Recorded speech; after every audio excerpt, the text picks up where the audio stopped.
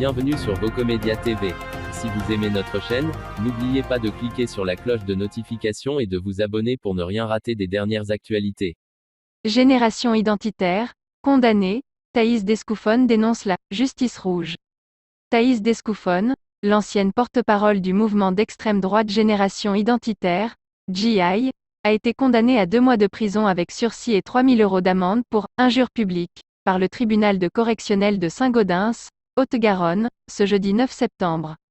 Elle était poursuivie avec un comparse, condamné à la même peine pour « provocation à la haine raciale », après la publication de vidéos stigmatisant des migrants à la mi-janvier 2021.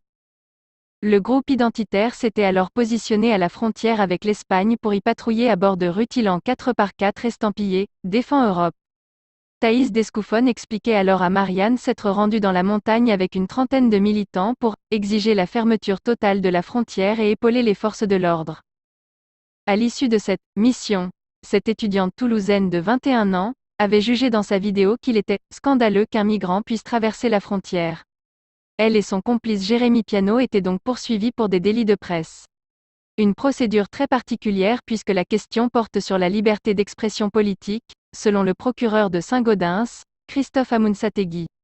Lors du procès qui s'est tenu en l'absence des prévenus en juin dernier, il avait requis 4 mois de prison avec sursis et 4 000 € d'amende, en considérant que la définition de « ce passage de la frontière comme un danger » constituait une spéculation sur la notion de danger alors que rien n'est argumenté. Après le délibéré, Thaïs Descouffonne a dénoncé sur Telegram l'emprise de la « justice rouge » et annoncé qu'elle comptait faire appel de cette décision.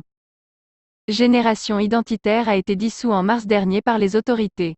Après cette action dans les Pyrénées, Gérald Darmanin, le ministre de l'Intérieur, s'était dit « scandalisé » par leur « travail » de SAP de la République.